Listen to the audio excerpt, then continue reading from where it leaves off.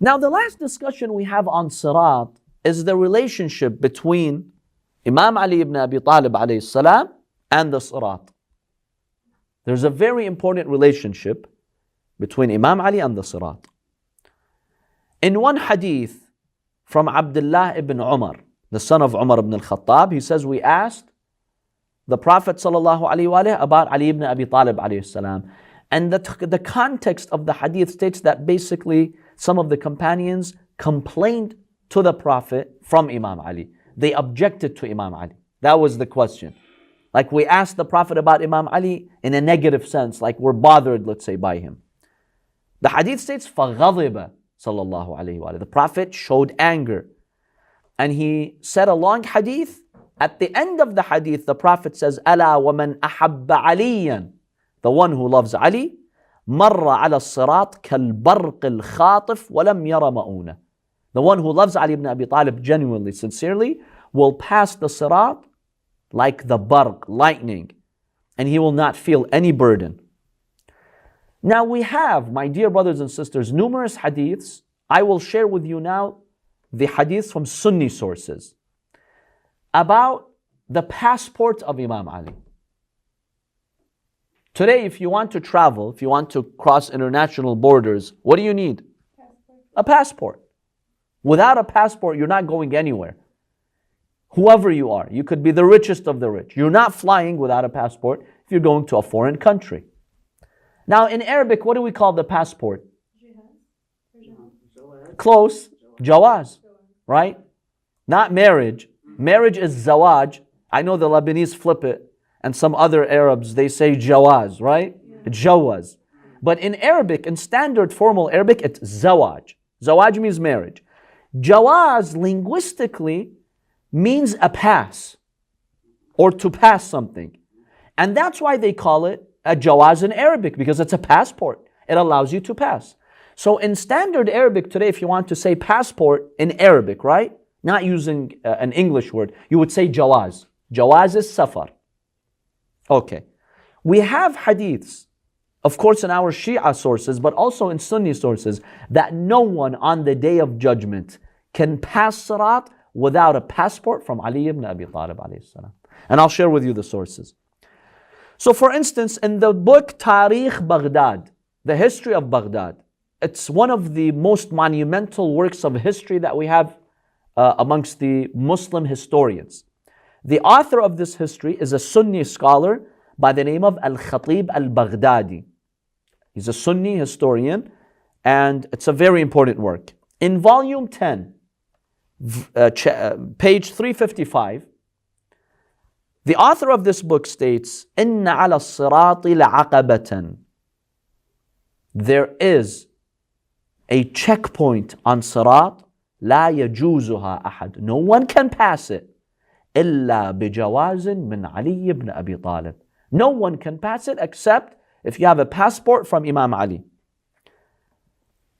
Also, you have Ibn Asakir, a Sunni historian, in his book, Tarikh Medina Dimashq, the history of Damascus. He also mentions this hadith. So we have this in two Sunni sources. In another hadith that Sunni scholars have mentioned, such as al-Khatib al-Baghdadi, as we mentioned in the book Tarikh Baghdad, volume 10, page 356 now, he mentions a hadith from Anas ibn Malik. Anas ibn Malik was one of the companions of the Prophet sallallahu alaihi wasallam. Anas ibn Malik says, when Abu Bakr was dying, Abu Bakr said, I heard Rasulullah sallallahu alaihi wasallam states that there is a checkpoint on the Sirat. No one can pass it except if they carry a passport from Ali ibn Abi Talib alayhi salam. Sunni hadith, Sunni source, narrated from who? Abu Bakr, from the Prophet sallallahu alaihi wasallam. So, those who say, okay, you Shia are fabricating these hadiths. No, these aren't your sources. This is not a Shia source. This is a Sunni source. In another narration, in the book Al-Riyadh al-Nadra. Al-Riyadh al-Nadra means the beautiful gardens. By At-Tabari. Tabari is a Sunni scholar. Volume 2, page 172. He narrates this hadith from Imam Ali, from the Prophet sallallahu alaihi wasallam. إذا جمع الأولين والآخرين, or إذا جمع الله الأولين والآخرين يوم القيامة, when Allah gathers everyone on the day of judgment. And then Sirat will be fixed on Jahannam as a bridge. It will be stretched out over Jahannam. ما جازها أحد. No one can pass that bridge of Sirat. حتى كانت معه براءة بولاية علي ibn Abi Talib. Unless the person has a pass that proves he or she had the wilayah of Imam Ali alayhi salam. Here's another hadith. As-Sawa'iq al-Muhriqa, page 126. As-Sawa'iq al-Muhriqa means the burning storms. The author is who? A Sunni scholar by the name of Ibn Hajar, if you've heard of him, very famous. He mentions this hadith in his book. Also, in the book Dhakha'ir al-Uqba. Dhakha'ir al-Uqba, page 131, is a Sunni source.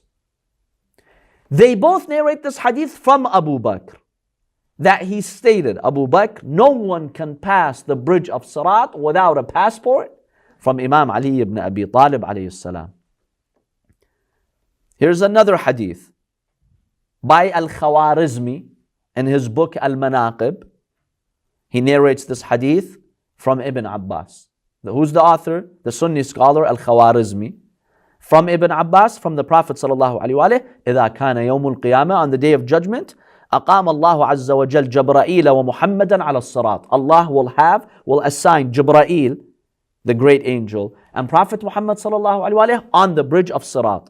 فلا يجوزه أحد. No one can pass the bridge except if they have a bara'a from Imam Ali ibn Abi Talib, if they have immunity given to them by Imam Ali, a passport. Now, in our Shia sources, there's a beautiful hadith that Ibn Shahr Ashub narrates in his book Al-Manaqib. The hadith states, the Prophet sallallahu alaihi wasallam asked Jibra'il, كيف تجوز أمتي الصراط? How will my nation, my ummah, pass the Sirat? Jibra'il told the Prophet, let me get the answer from Allah subhanahu wa ta'ala. He went, he got the revelation, and he told him, Allah subhanahu wa ta'ala has given you the answer. إِنَّكَ تَجُوزُ الصِّرَاطَ بِنُورِ. You, Ya Muhammad, you will pass with the light of Allah. Allah will guide you through the Sirat. وَعَلِيُّ بْنَ أَبِي طَالِبْ يَجُوزُ الصِّرَاطَ بِنُورِكَ. Imam Ali will pass the Sirat from the barakah of the light of the Prophet sallallahu alaihi wasallam. وَأُمَّتُكَ تَجُوزُ الصِّرَاطَ بِنُورِ عَلِي. And your nation can only pass with the light of Ali ibn Abi Talib alayhi salam. And then the Jibra'il tells him, the nur of your ummah is from Ali, and Ali's nur is from your nur, and your nur is from Allah subhanahu wa ta'ala. Now this is in our Shia sources. But imagine the Sunni references I gave to you for the passport, right? This is Sunni hadith. When we Shia are very strong in our beliefs about Imam Ali, the wilayah of Imam Ali, and that we treat him differently than all other Sahaba, it's because of these hadiths from the Prophet sallallahu alaihi wasallam. We don't have a personal problem with any companion. We don't have any personal interest with Imam Ali. We're Muslims trying to obey Allah subhanahu wa ta'ala. We found Allah, Jibra'il, the Prophet, giving Ahl al-Bayt a special status.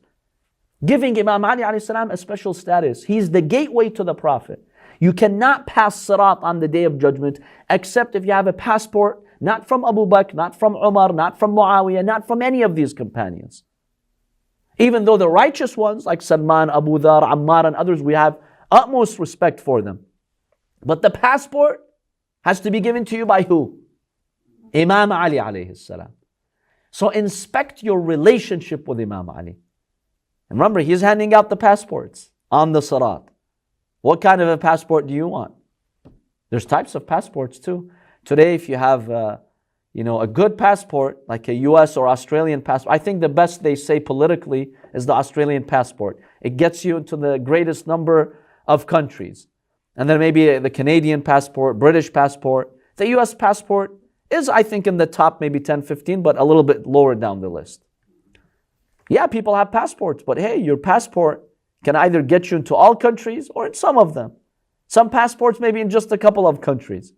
On the Day of Judgment, Imam Ali is passing out the passports. Now, al-Himyari was a scholar and a poet. He has a beautiful line of poetry in Arabic in which he states, وَلَدَ الصِّرَاطِ تَرَى عَلِيًّا. By the Sirat, you'll see Ali. واقفا يدعو إليه وليه المنصورا. He'll stand at the Sirat calling on those who supported him, on his friends. Allahu a'ta dha aliyan kullahu. Allah gave all this to Ali ibn Abi Talib on the Day of Judgment. وَعَطَاءُ رَبِّي لَمْ يَكُنْ مَحْظُورًا. And the gifts of my Lord are not limited, they're unlimited. Yes, people belittled the Ahlul Bayt in this dunya, but they're kings, they're rulers. The more you're a follower of them, the better your state will be on the Day of Judgment. Sayyid? Yes. So you were saying there's some hadith by like Abu Bakr, or he admitted that he heard the Prophet saying that, his daughter unfortunately waged war against Imam Ali.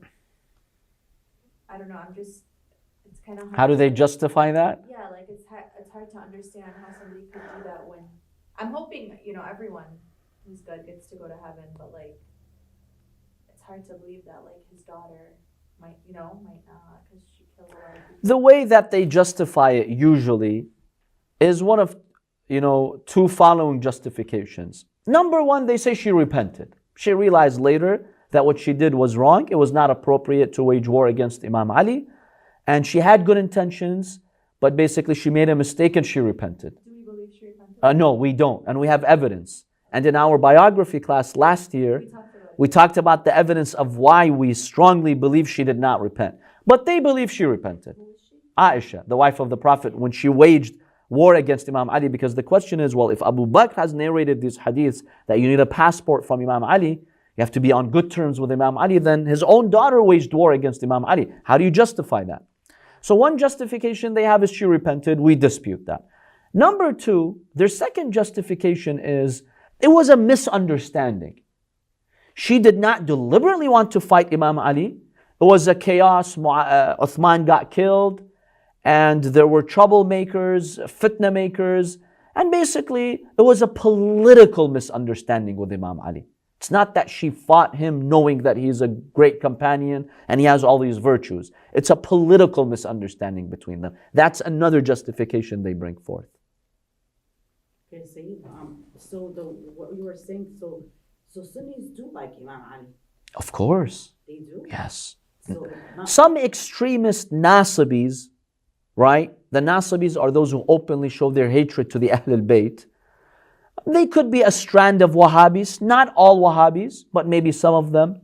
Some of the extremist Salafis, they do have hatred towards Imam Ali. But the vast majority of Sunnis, no, they do love Imam Ali. yeah, because my Yes. son has Palestinian friends, Syrian. Yeah, remember, he's one of the Sahaba. They consider him the fourth caliph, so of course they're going to love him. But our concern with them is that love genuine? Because if you really love someone and you need a passport from them, you need to be on their path. You have to follow Imam Ali. You followed other companions. You have not followed Imam Ali. Not in your belief system, not in your legal system, not in anything. So what kind of love is this? Number two, you praise the enemies of Imam Ali, like Muawiya. They say Muawiya radiyallahu an. Muawiya wanted to kill Imam Ali. He brought Yazid to power. If you respect the enemies of Imam Ali, it's hard for me to believe you really love Imam Ali. How can you believe those who fought him? Doesn't make sense. Many companions stood in the face of Imam Ali. Many companions oppressed Imam Ali. True love means you stand. If the Prophet had an enemy, someone fought the Prophet, you still love them? You can't. You have to distance yourself from the enemies of the Prophet. Otherwise, your love for the Prophet is not pure. It's not genuine. See, that's our argument. But of course, they do love Imam Ali alayhi salam. But the ones long time ago, those people probably, they love Muawiya.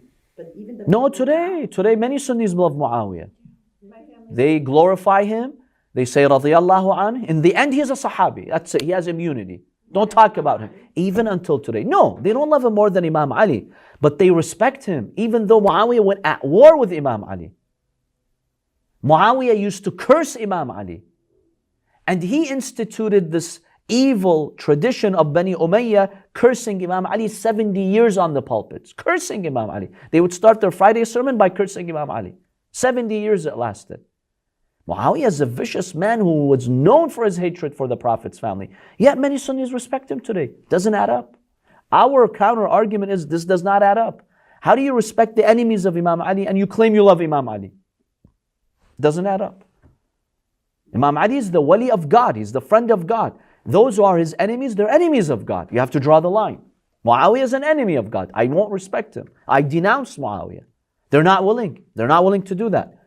Some are. Some open-minded are. Most are not willing to do that. That's our critique. So my mom's family is Yemeni and they're Sunni. And they respect Imam Ali, but like their distant cousins named their kid Yazid. Like you said, it's kind of ironic that you would... And probably if the discussion of Muawiya comes up, they'll probably say radiyallahu an. Yeah. Yeah. The little kid's name is Yazid. Bright future ahead for them. Never heard of Yeah, see, that disturbs us. That Yazid now has become the symbol of the killer of Imam Hussein. Even though linguistically it's not a bad name, it's fine, Yazid, to increase. That's fine. But now he became to me an enemy of Ahlul Bayt. Why would you name your son after Yazid? It's disturbing for us. Also, I don't know if you mentioned this, but there's like barakah behind names. Of course. What kind of a barakah do you envision for your son when you've named him after the killer of the grandson of the Prophet? Ignorance.